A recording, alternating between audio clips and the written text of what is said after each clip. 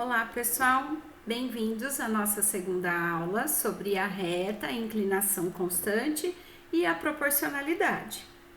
Nessa aula nós vamos falar um pouquinho sobre a inclinação e o coeficiente angular.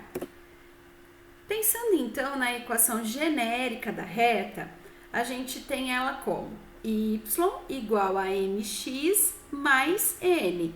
Esse m e esse n são os números, número que acompanha o x e o número sozinho, característica de uma função do primeiro grau. O m, ele vai ser chamado como coeficiente angular. O que ele representa quando a gente observa o desenho de uma reta no plano cartesiano? Ele representa se a nossa função ela é crescente ou se ela é decrescente.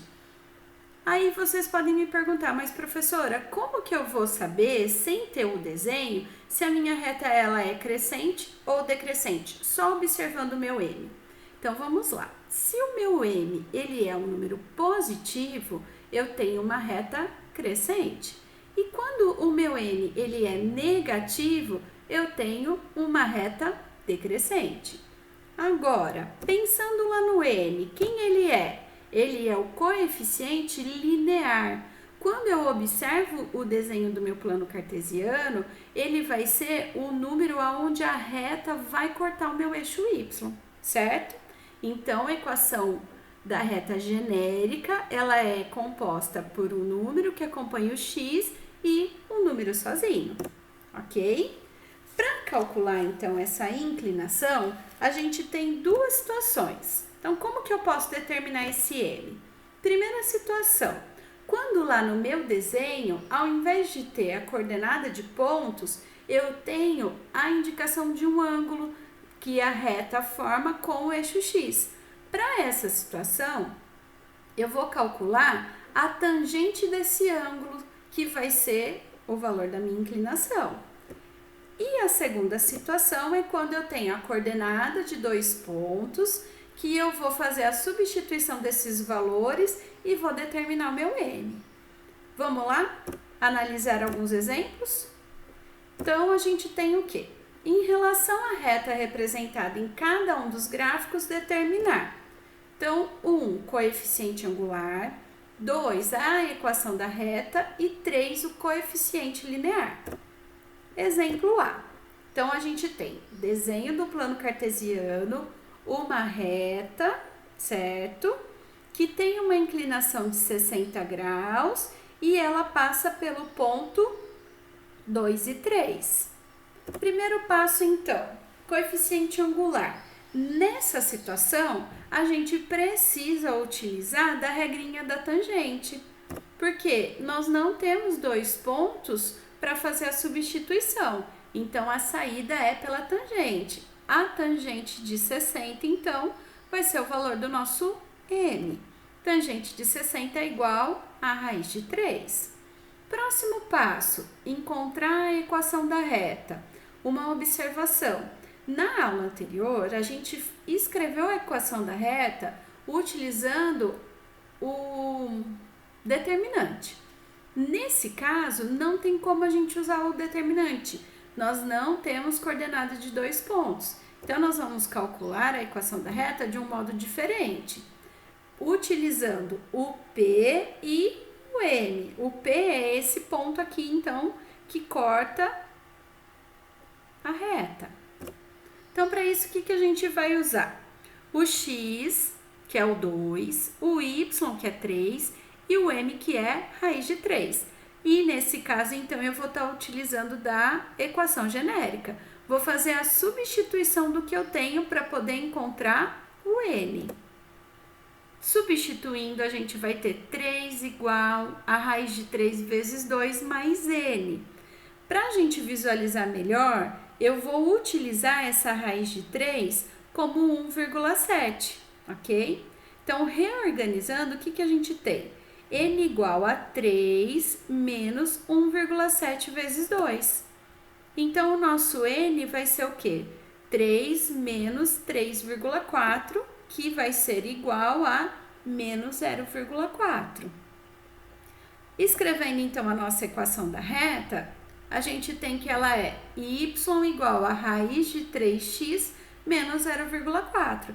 Então, para essa situação que a gente tem o m e um ponto, para escrever a equação, a gente vai fazer a substituição do m e do n, ok?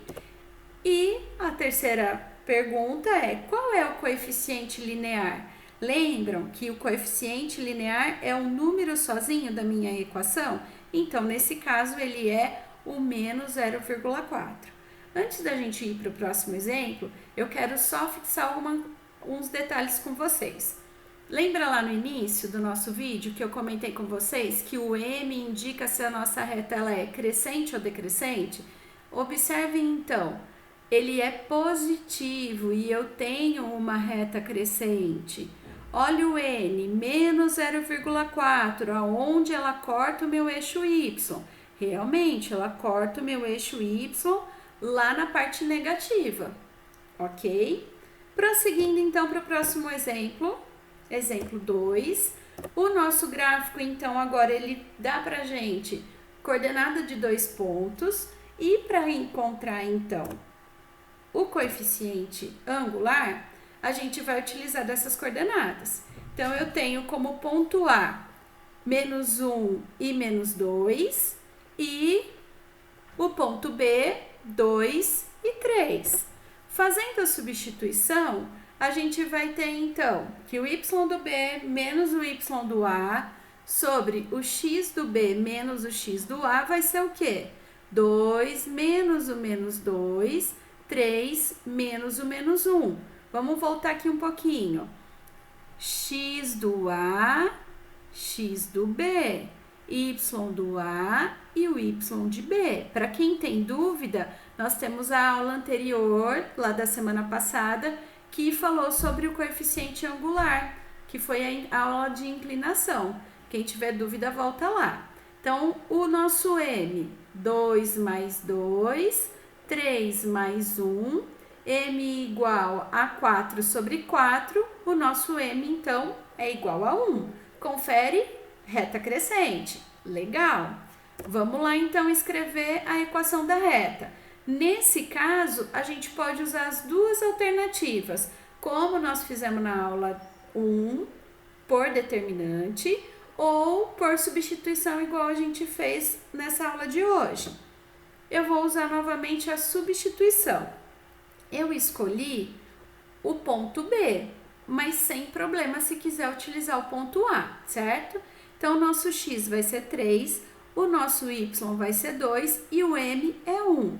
Substituindo na equação, então, a gente vai ter 2 igual a 1 vezes 3 mais n. Organizando, n igual a 2 menos 3, o nosso n é igual a menos 1. Vamos lá de novo, observar aonde corta o nosso eixo y, essa reta. Lá no menos 1, confere. Feito isso, temos condições de escrever a nossa equação da reta. O y é igual a x menos 1. Nesse caso, o nosso m é 1. Então, aqui não há obrigatoriedade desse 1 aparecer, então pode ficar apenas x menos 1.